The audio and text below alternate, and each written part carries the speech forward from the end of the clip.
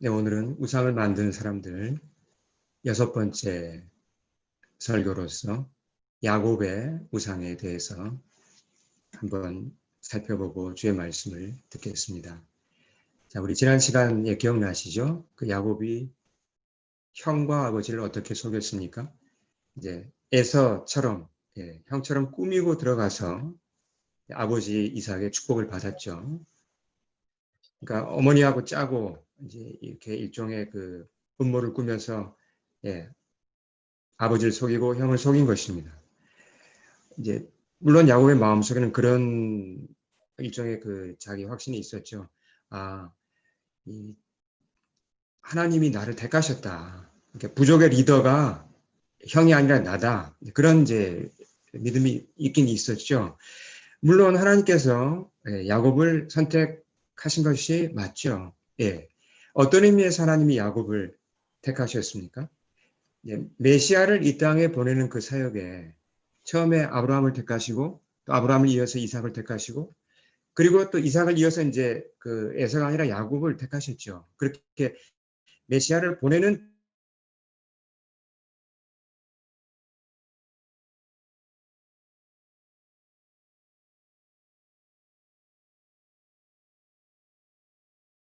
형과 아버지를 속인 것 참 나쁘죠. 그걸 하나님이 그냥 넘어가지 않으십니다. 그때로부터 오랜 세월 동안 이 야곱을 쭉 읽어보시면 창세기에서 오랜 세월 동안 하나님께서 야곱의 그 어떤 그 악함, 그 욕심, 그 이기심 그런 그 아주 그 강한 그런 이 죄악들을 하나님이 사정없이 깎아내세요. 여러 사건을 통해서 그를 이렇게 다듬어 가십니다. 마치 그 금 광석에서 금 원석에서 다음 화면 볼까요? 이제 우리가 금 원석에서 순금을 뽑아내려면 어떻게 해야 됩니까? 고온으로 처리해야 되고 뭐 화학적 처리도 해야 되고 많은 그런 이제 그렇죠.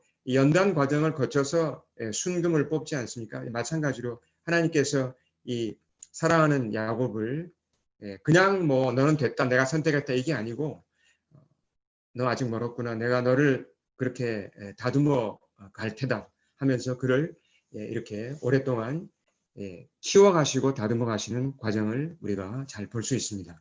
자, 이제 야곱이 집을 떠나죠. 왜 떠납니까? 형 에서가 이제 속은 걸 알고 야곱을 죽이려고 계획을 세웠죠. 그러니까 야곱이 그야말로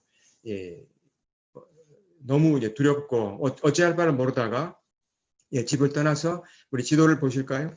그 부엘세바는 지금의 그 사해 호수 쪽입니다. 거기서부터 그 하란이면 상당히 먼 곳이죠. 지금의 뭐 그 시리아 근처라고 할까요?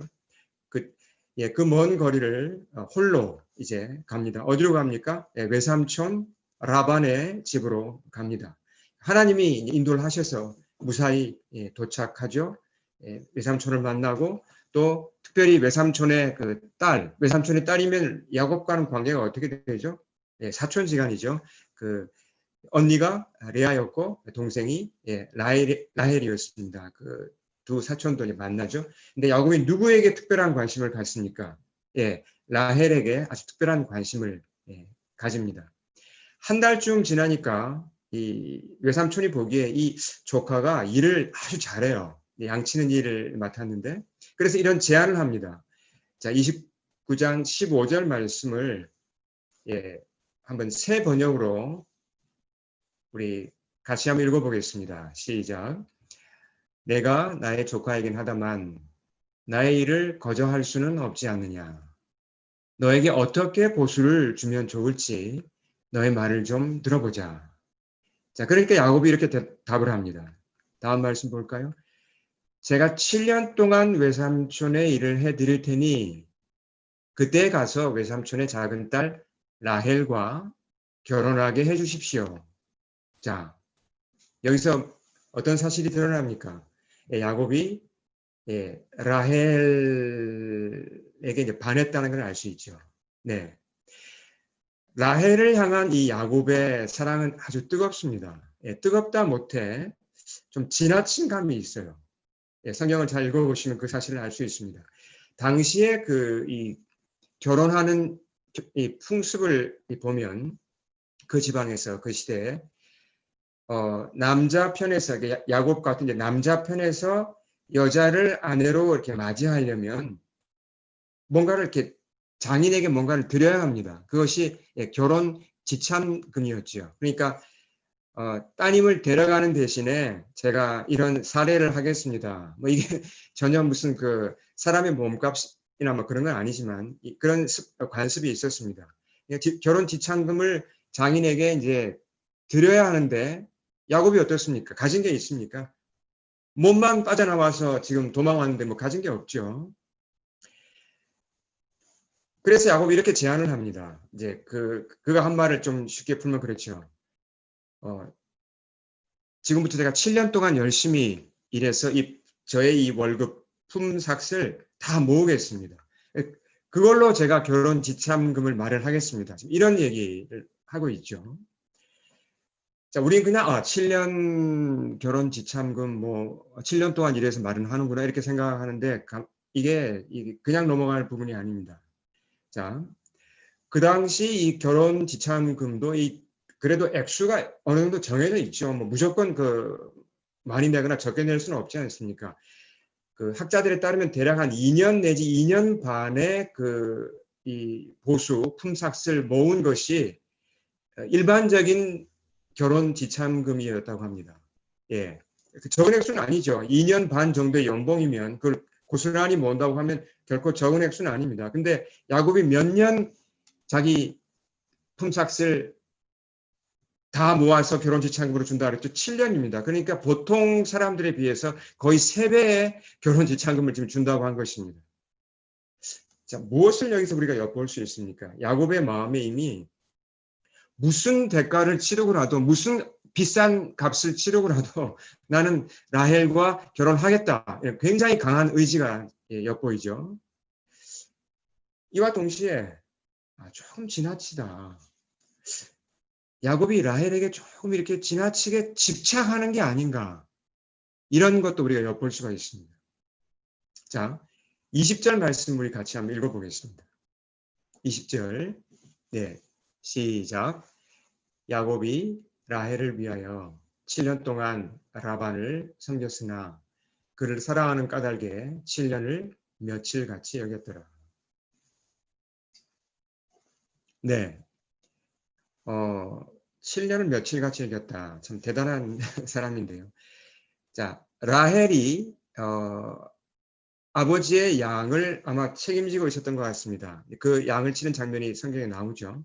그러니까 야곱도 양을 치니까 결혼하지는 않았지만 아마 일을 같이 했겠죠. 그러니까 그 기간이 7년 동안이 야곱과 라헬에게 있어서는 이제 서로 연애하는 그런 기간이라고 할 수 있습니다. 사랑하는 사람과 연애하는 동안 야곱은 뭐 7년이 그냥 꿈결같이 빨리 지나간 것을 알 수 있죠. 7년이 다 지나갔고 약속을 이제 채웠습니다.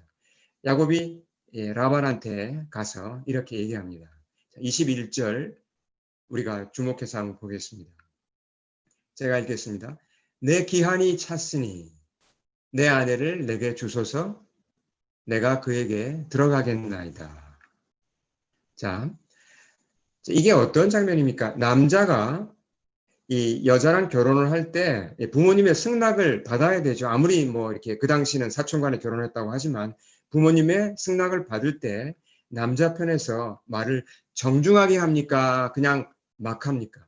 이건 정말 정중하게 말씀을 드려야 되죠. 근데 야곱의 지금 이 한 말 21절을 보면요. 정중하고는 완전히 거리가 먼 얘기를 합니다. 야곱이 한 말을 그대로 직역하면 이제 제가 참조문을 봐서 히브리어의 의미를 살려서 이걸 직역하면 이렇습니다. 약속한 기간이 다 되었습니다.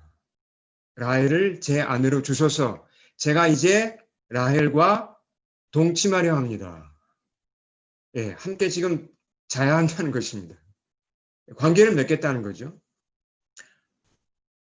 이 히브리어의 정통한 학자들에 따르면 이 표현에서 야곱의 그 성적인 그런 욕망이 고스란히 나타나 있다고 합니다.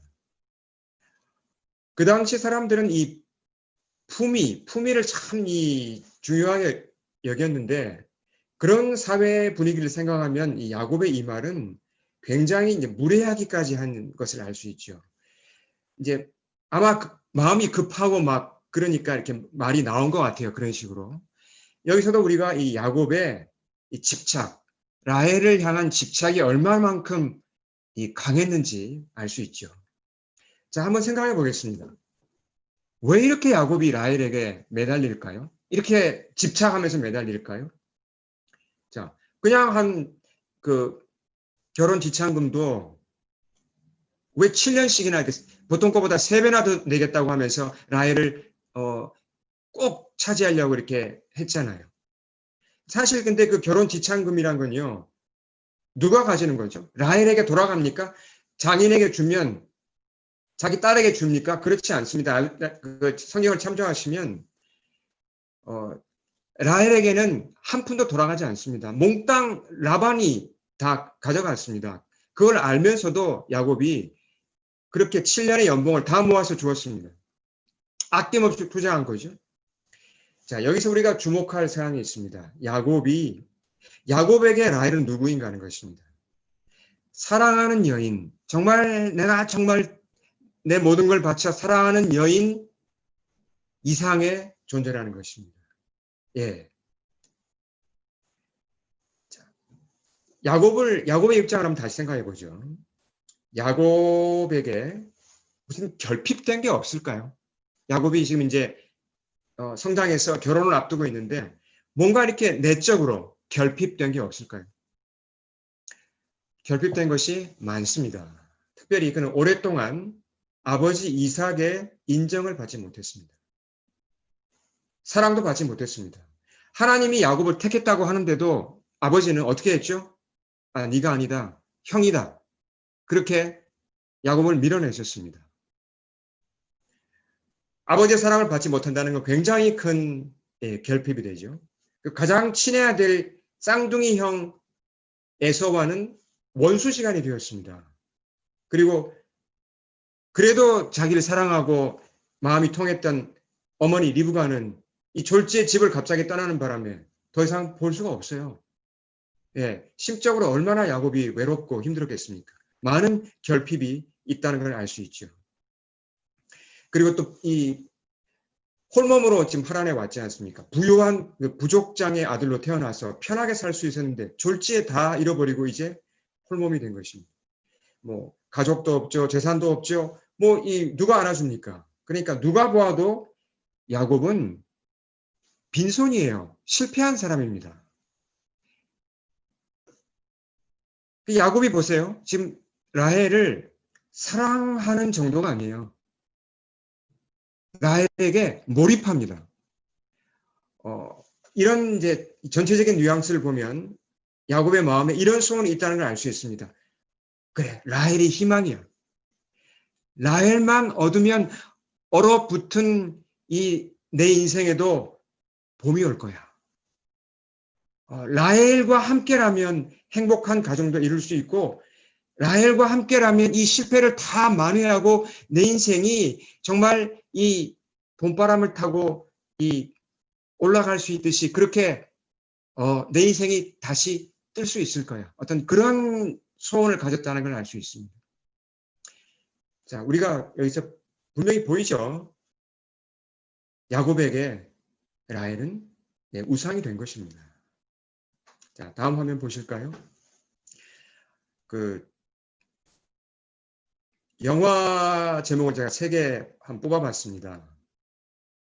제가 이렇게 영화를 잘 알지 못하지만, 자, 이 영화, 이런 노트북이나 민영화 야수, 또 건축학 개론, 이런 영화들, 여러분, 공통적인 주제가 있죠? 보이십니까? 네, 다들 보이실 것입니다. 아마 영화에서 이 영화 중에 하나에 아마 감동을 받으신 분도 분명히 계실 것 같은데, 남녀 사이의 로맨스죠. 예, 그런 이제 남녀 사랑을 다룬 영화죠. 젊은이들은 사실 나이에 큰 관계는 없지만 어떤 이 로맨스에 대한 그런 꿈이 있죠. 없으면 사실 좀 이상하지 않습니까? 다 있죠. 그러니까 내가 사랑하는 사람을 만나서 정말 낭만적인 사랑을 이렇게 주고받고 싶은 그런 소원이 왜 없겠습니까? 다 있죠. 이런 기대를 가진 청년들한테 제가 가끔 이제 좀 찬물을 끼얹는 말을 합니다. 사귈 때 여러분 조심해야 됩니다. 예, 너무 빠지면 여러분 남자친구나 여자친구가 우상이 되면 안 돼요. 조심해야 됩니다. 제가 이렇게 이제 권면을 하면 어떤 청년들은 이렇게 좀 농담으로 이렇게 받아치면서 이런 식으로 말을 해요. 목사님, 우상이 되어도 좋으니까 진짜 한번 그런 낭만적인 사랑 할 만한 사람 만나면 참 좋겠습니다. 예, 아직까지 그런 시험을 받은 적이 없어가지고요. 이제 이렇게 그 이제 농담을 주고받은 적이 있었는데 그만큼 이 청년들을 비롯해서 사람들의 관심이 어떤 낭만적인 이 남녀의 사랑에 많이 가 있죠. 사실 이 남자친구와 여자친구와 또 이렇게 연인 사이에 낭만적인 사랑을 주고받는 것 자체는 좋은 것입니다. 하나님도 원하시는 것이죠. 그렇지만 이 문제는 무엇입니까? 이게 잘못 빗나가면 집착으로 흐른다는 것입니다. 사랑이 아니라 집착이 되어버린다는 거죠. 집착하게 되면 우상이 되고 우상이 되면 내가 거기에 묶이게 되고 사랑이 변질되어서 관계가 병드는 것이죠. 이런 점에서 다시 한번 우리가 분명한 답을 찾을 수 있습니다. 항상 우리의 마음의 중심은 어디에 가 있어야 된다는 걸 알 수 있죠. 우리 마음의 중심은 누구에게 바쳐야 된다는 걸 우리가 다시 기억합니까? 그리스도께 바쳐야 한다는 것입니다. 그래야만 내가 내 남자친구, 여자친구를 사랑하더라도 그 사랑이 아무리 뜨겁고 깊을지라도 내가 집착하지 않을 수 있고 내가 그렇게 엉뚱하게 우상에 빠지지 않을 수 있고 건강한 사랑을 할 수 있고 건강하게 가정을 행복하게 이룰 수 있다는 것이죠. 자, 다시 야곱으로 돌아가 보겠습니다. 7년이 지났고 이제 마침내 결혼잔치가 열립니다. 야곱이 얼마나 기뻤겠습니까? 7년을 기다렸는데. 자, 이제 잔치가 이제 뭐 며칠 계속됐겠지만 이제 밤이 되어서 라반이 자기 딸을 데리고 이제 신부죠. 야곱이 있는 방으로 갑니다. 야곱에게 이제 인도해주고 갑니다. 그렇게 첫날 밤이 지나가고 아침이 되었습니다. 일어나서 눈을 뜬 야곱이 까무러치게 놀랍니다. 자, 다음 말씀 볼까요? 아침에 보니 누굽니까? 당연히 라헬이라고 생각했는데 레아가 거기 있었습니다. 어떻게 된 거죠? 장인이 사위를 속인 것입니다. 어두운 밤을 이용해서 레아가 라헬처럼 꾸미고 들어온 거죠. 네. 자, 이 사건은 이 속에도 하나님의 섭리가 있는데요. 하나님께서 어떻게 야곱을 키우시는가를 보여줍니다. 어떻게 야곱을 다듬어 가시는가를 이 사건이 보여준다는 것이죠. 자, 과거에 야곱이 자기가 아닌 다른 사람처럼 꾸미고 들어가서 누구를 속인 적이 있습니까? 예, 있죠. 형처럼 꾸미고 들어가서 아버지를 속였습니다. 그리고 축복을 받았죠. 속이는데 능숙한 야곱입니다. 근데 이제 좀 더 고단수의 라반을 만나서 자기가 속인 게 아니라 속임을 당한 거죠. 그것도 어떻습니까? 자기가 써먹은 방법과 거의 비슷한 방법으로 당했습니다. 그리고 큰 손해를 입었죠. 여기에 담긴 하나님의 메시지가 뭘까요? 여러분, 어떤 내가 예상치 않은 사건이 특히 일어났을 때 거기에는 하나님의 메시지가 반드시 담겨 있습니다. 거의 대부분 그렇죠. 이 사건이 왜 일어났을까? 왜 이런 일이 일어났을까? 하나님의 메시지를 찾아보아야 합니다. 자, 야곱에게 왜 이런 사건이 일어났을까요? 하나님의 메시지가 무엇일까요? 야곱이 그 일을 당하고 나서 속았잖아요. 그것도 다른 사람처럼 꾸민 레아에게 속았잖아요. 무엇이 떠올랐겠습니까? 7년 전에 자기가 했던 일이 왜 떠오르지 않았겠습니까? 똑같이 자기도 했는데. 그때 내가 우리 형을 속이고 우리 아버지를 속였을 때 아버지하고 형이 참 힘들었겠다. 조금이라마 아마 이해를 했을 것입니다. 내가 참 잘못했구나. 이런 마음이 좀 들었겠죠. 하나님의 메시지가 무엇입니까? 회개하라는 거죠. 7년 전에 그 행위가 악하니까 회개하라는 하나님의 메시지 아니겠습니까? 근데 야곱이 회개했을까요? 내가 아버지하고 형한테 정말 몹쓸 짓을 했구나. 어떻게 사죄하지? 이런 마음을 먹었을까요? 아닌 것 같아요, 아직은. 야곱은 분노합니다. 속았다는 사실 때문에. 그리고 장인 라반에 가서 따지죠. 자, 다음 말씀 볼까요? 이렇게 따집니다. 같이 읽어볼까요? 시작. 외삼촌이 어찌하여 내게 이같이 행하셨나이까? 내가 라헬을 위하여 외삼촌을 섬기지 아니하였나이까? 외삼촌이 나를 속이심은 어찌 됨이니까? 네. 라반이 전혀 미안해하는 기색이 없습니다. 이렇게 속여놓고도. 자, 라반의 대답을 제가 한번 읽어보겠습니다. 다음 화면 볼까요? 언니보다 아우를 먼저 주는 것은 우리 지방에서 하지 아니하는 바이라. 이를 위하여 7일을 채우라. 우리가 라헬도 너에게 주리니 내가 또 나를 7년 동안 섬길지니라. 자, 라반은 그냥 태연하게 뻔뻔하게 그냥 말을 합니다. 언니보다 동생이 시집 먼저 가는 거 아니야. 우리 지방에선 그런 거 없어. 자네 일단은 7일 동안 레아랑 지내고 그럼 내가 라헬도 아내로 줄 거니까 염려하지 마. 그 대신 계산은 분명히 해야지. 라헬을 위해서 앞으로 7년간 또 내게 일을 하게. 이렇게 제안을 합니다. 야곱이 억울하지만 7년을 더 일한다고 생각하면 억울하지만 라헬을 포기할 수 없어서 그 제안을 어떻게 합니까? 받아들였죠. 자, 결국 라헬을 얻기 위해서 야곱이 얼마를 썼습니까? 몇 년치의 연봉을 갖다 바쳤죠? 14년치의 연봉을 바쳤습니다. 대단한 사람이죠. 네. 자, 30절 읽어보겠습니다. 자, 이렇게 결론이 납니다. 야곱이 또한 라헬에게로 들어갔고 그가 레아보다 라헬을 더 사랑하여 다시 7년 동안 라반을 섬겼더라. 자, 이렇게 해서 드디어 라헬은 야곱의 손에 들어갔고 아내가 되었습니다. 자, 그럼 다시 이제 야곱이 가졌던 그의 그 간절한 소망, 그의 꿈으로 한번 돌아가 보겠습니다. 야곱이 그렇게 간절히 바라던 꿈이 이루어졌을까요? 라헬만 얻으면 내 인생에도 봄이 오리라. 실패가 다 만회되리라. 내가 진정 행복하리라. 그런 꿈들이 이제 이루어지기 시작했습니까? 바닥으로 곤두박질 쳤던 그의 자존심이 이제 회복되기 시작합니까? 아닙니다. 그렇지 않다는 것을 성경이 보여줍니다. 자, 성경을 이제 제가 또 이 부분을 특히 좀 자세히 이제 봤습니다. 라헬과 야곱 사이에 대화들을 제가 한번 다 찾아봤어요. 성경에서. 처음에 대화는 야곱이 이제 그 바단 아람을 떠나서 이 하란에 도착했을 때 우물가에서 라헬을 만나죠. 근데 처음 만났으니까 이제 대화를 한 거죠. 그거를 제외하고는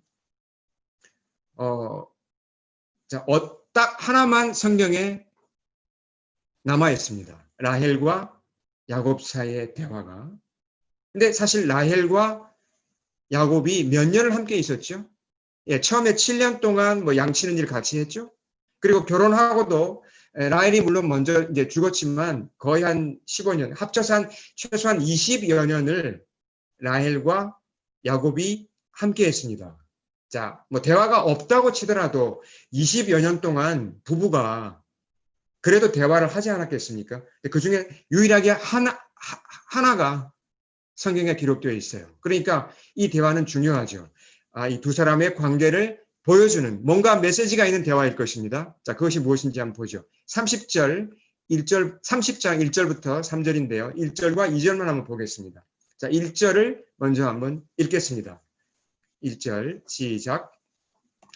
라헬이 자기가 야곱에게서 아들을 낳지 못함을 보고 그의 언니를 시기하여 야곱에게 이르되 내게 자식을 낳게 하라. 그렇지 아니하면 내가 죽겠노라. 자, 이것이 성경에 기록된 유일한 라헬이 남편에게 한 말이에요. 언니는 아이를 벌써 4명이나 낳았는데 당신이 낳게 했는데 나는 이거 뭐냐고. 한 명도 없다고. 내가 지금 너무 시기심이 일어나서 내가 죽을 지경이니까 제발 나한테 아이를 낳게 하라고. 안 그러면 내가 그냥 죽어버리겠다고. 지금 그렇게 얘기를 합니다. 여러분, 자, 그 많은 대화 중에 하나님이 이 말을 뽑아서 성경에다가 기록하셨습니다. 자, 우리가 말 조심해야 한다는 걸 알 수 있죠. 자, 그러면 이제 야곱이 한 말은 무엇인가? 그가 한 말 중에 성경에 뽑혀서 기록된 말씀은 2절입니다. 같이 읽어볼까요?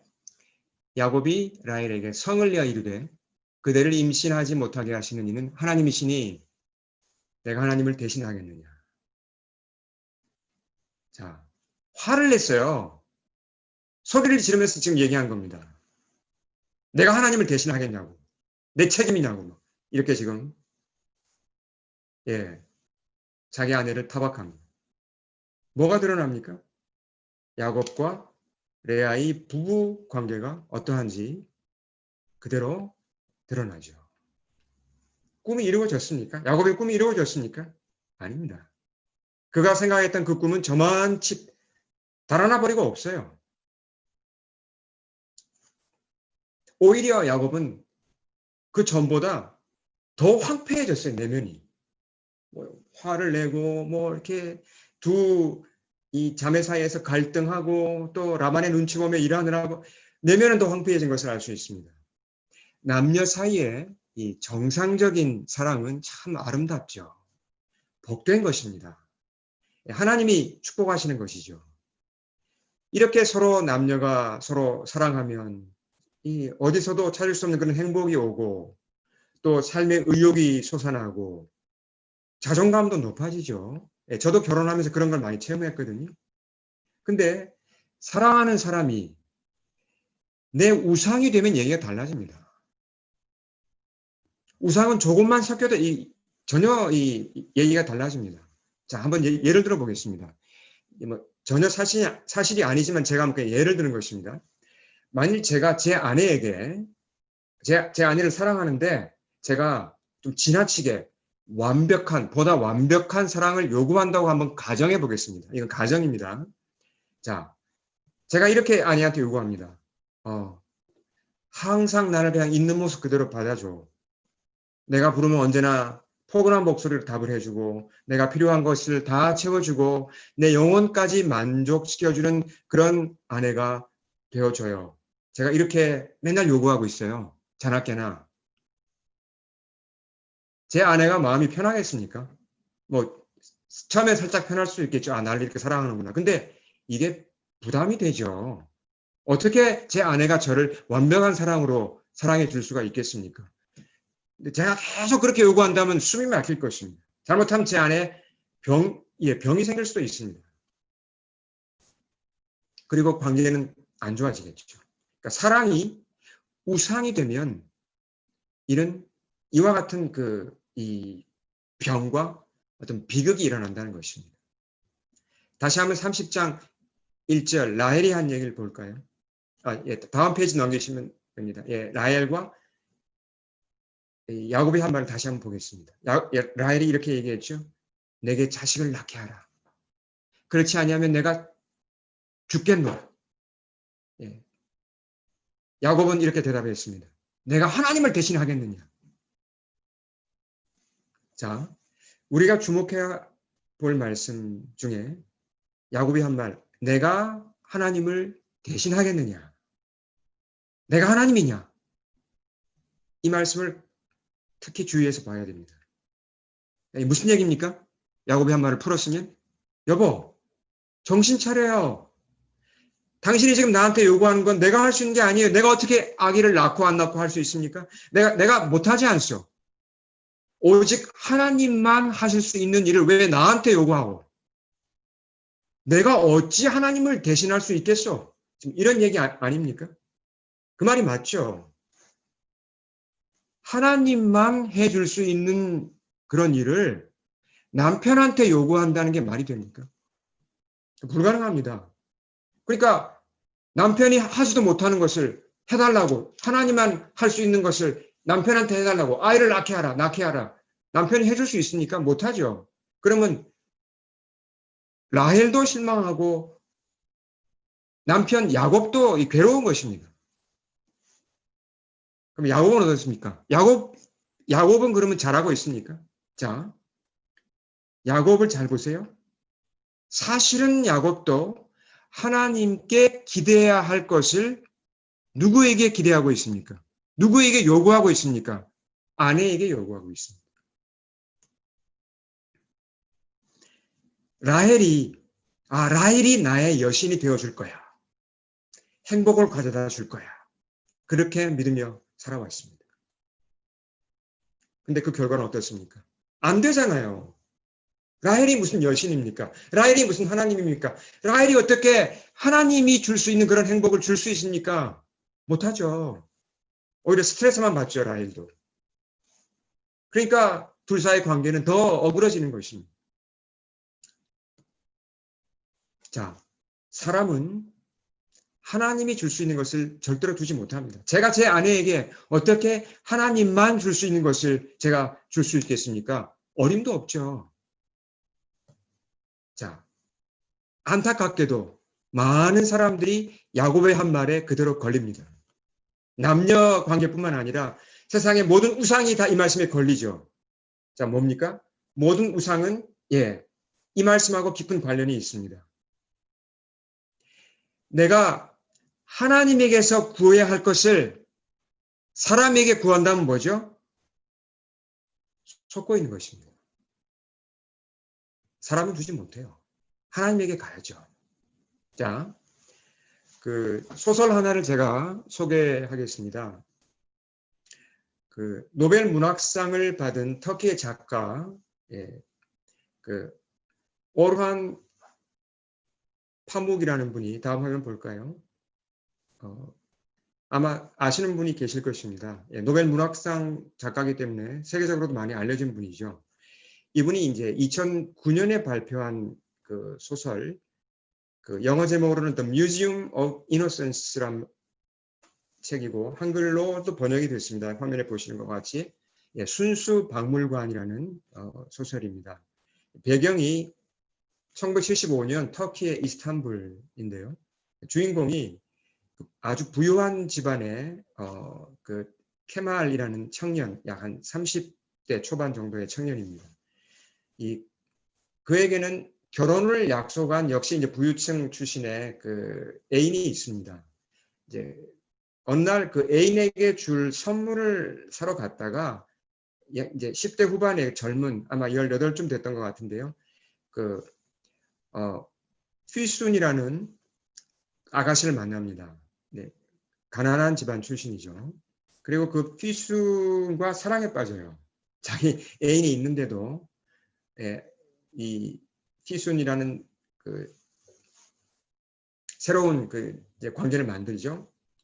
그렇지만 이 휘순과 결혼할 마음은 이 케말에게 전혀 없습니다. 너무 이제 가난하고 자기랑 안 맞는 거죠. 그렇게 좀 사귀다가 원래대로 자기 그 이제 애인과 약혼을 추진하고 약혼식을 아주 거하게 합니다. 이 소식을 이제 이 휘순이 상처를 받고 잠적해 버려요. 그때 케말이 불현듯 깨닫습니다. 아, 내가 정말 사랑한 사람은 휘순이었구나. 아, 내가 휘순을 놓치면 안 되겠구나. 그래서 무작정, 그러니까 결혼하지 않고 약혼만 했잖아요. 무작정 이 휘순을 찾아서 그냥 떠납니다. 거의 1년 가까이 이제 헤맨 끝에 찾고 뭐 그렇게 하면서 가보니까 휘순은 이미 결혼을 했어요. 근데 이 사람이, 이 케말이 어떻게 된 건지 그냥 그 동네에 이사를 가서 거기서 살면서 그냥 그 주위를 맴돕니다. 거의 뭐 8년 가까이를. 나중에 이제 피순이 뭐 죽은 후에도 뭐 계속 그 이제 잊지 못하고 뭐 그러는데 직접 자기랑 어떤 이제 이 사랑을 이룰 수 없으니까 피순의 물건을 또 이제 이렇게 또 관심을 가지고 뭐 담배꽁초를 모으고 뭐 이제 작은 그런 소소한 그런 물품들을 피순의 손길이 거쳐간 그런 물건들을 모아요. 이게 얼마나 많이 모았는지 나중에 작은 박물관을 하나 만들 만큼 이 많은 물건을 모읍니다. 사랑은 이루어지지 않았어요. 근데 이제 이 케말이 죽으면서 자기가 모은 것으로 이제 박물관을 이제 만들도록 그렇게 이제 하는 그런 이제 내용인데 그가 끝에 남긴 한마디가 굉장히 인상적입니다. 어떻게 보면 참 우둔하게 살았죠. 예. 이게 뭡니까 도대체 한 그 여인에 이끌려서 거의 30년 동안 그렇게 그냥 거기에 인생을 쏟아부었거든요. 그렇다고 사랑을 이룬 것도 아니고. 근데 그가 뭐라고 말을 했냐면 나는 행복한 인생을 살았습니다. 라고 남겼습니다. 자, 오늘날 우리가 우리 주위를 둘러보면 이 젊은이들의 이 남녀 관계가 보통 어떻습니까? 굉장히 즉흥적인 만남을 좋아하죠. 어떤 성적인 것을 앞세우는 그런 만남들 또는 어떤 대부분 감정적인 것이 보통 앞서갑니다. 물론 그렇지 않은 사람도 있지만 예. 이런 그 참 참 달고 다른 세상에서 이 순수한 사랑이 별로 없는 세상에서 이 저자가 아마 이 소설을 통해서 이 순수한 사랑에 대해서 뭔가 얘기를 하는 것 같아요. 이 케말의 사랑이 우둔할 정도로 순수한데 여기에 뭔가가 있다는 걸 얘기를 하고 싶은 것 같습니다. 사람들의 내면에는 그렇잖아요. 즉흥적인 사랑을 찾는 사람조차도 사실은 그 내면 깊은 곳에는 아 내가 그래도 정말 순수한 사랑을 한번 하고 싶다. 그런 소원이 다 있지 않습니까? 이런 얘기를 소설에서 다루었는데 자 성경적으로 보면 우리가 한 가지 결론을 찾을 수가 있습니다. 우리가 어떻게 순수한 사랑을 할 수 있습니까? 남녀 사이의 사랑이 정말 순수해지고 정말 아름다워지려면 예, 우상이 개입되지 않아야 된다는 것입니다.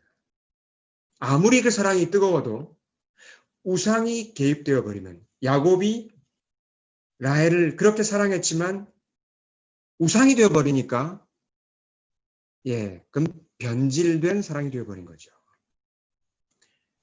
마지막으로 한 말씀 보겠습니다. 이것이 오늘 말씀의 결론인데요. 자, 창세기 저자 성령께서 이렇게 설명한 내용입니다. 우리 같이 한번 읽어볼까요? 야곱이 아침에 보니 레아라. 자, 굉장히 의미심장한 말씀입니다. 라헬을 너무나 사랑한 나머지 우상으로 품게 된 이 야곱이죠. 라헬을 얻기 위해서라면 내가 무엇이든 하리라. 어떤 희생도 하리라. 그렇게 살았습니다. 마침내 이제 결혼식이 이루어졌고 첫날 밤을 보냅니다. 다음날 아침에 눈을 떠보니까 그의 곁에 누운 사람은 라헬이 아니라 레아였습니다. 자, 이건 그냥 라반이 야곱을 속였다는 말만 하려고 지금 성경이 우리한테 알려주는 것이 아닙니다. 뭘 얘기해 주죠? 모든 우상은 가짜라는 것을 얘기해 주는 것입니다. 우상은 가짜신입니다. 자, 제가 좀 간략하게 설명을 해보겠습니다. 7년 동안 야곱이 라헬을 찾으며 그렇게 열심히 라헬을 향하여 얻고자 일했습니다. 그 당시에 야곱에게 라헬은 신적인 존재였죠. 그를 행복하게 해줄 여신이었습니다. 근데 막상 뚜껑을 열어보면, 상자를 열어보면 라헬이 진짜 그런 사람 맞습니까? 아닙니다. 한번 생각을 해보죠. 그날 밤에 이 라반이 야곱을 속이지 않고 자기 둘째 딸 라헬을 원래대로 약속한 대로 그렇게 줬다고 한번 가정을 해보겠습니다. 야곱이 라헬과 첫날밤을 보내고 라헬과 살아갑니다. 시간의 문제는 있지만 얼마 지나지 않아서 뭘 깨달을까요? 내가 기대했던 그 라헬이 이런 사람 아닌데.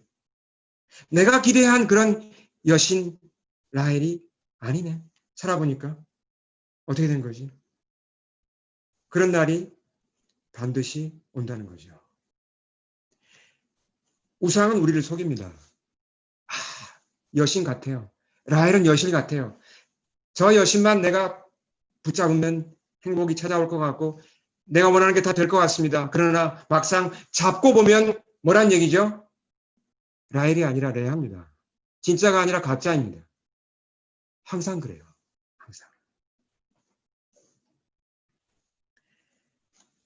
자, 우리 함께 기도하기 전에 다시 기억하겠습니다. 우리의 마음의 중심을 누구에게 바쳐야 합니까? 오직 그리스도이십니다. 그분만이 내 마음의 중심을 받기에 합당한 나의 참 남편이시고 나의 왕이십니다. 내 마음의 중심을 매일 매 순간 그리스도께 바쳐야만 우상에 빠지지 않습니다. 남녀 관계도 건강하게 그렇게 사귈 수 있고 부부 관계도 그렇게 되고 다른 모든 우상도 마찬가지죠. 우리 마음의 중심이 항상 그리스도께 바쳐지기를 축원합니다. 우리 함께 기도하겠습니다. 주님 앞에 머리 숙입니다.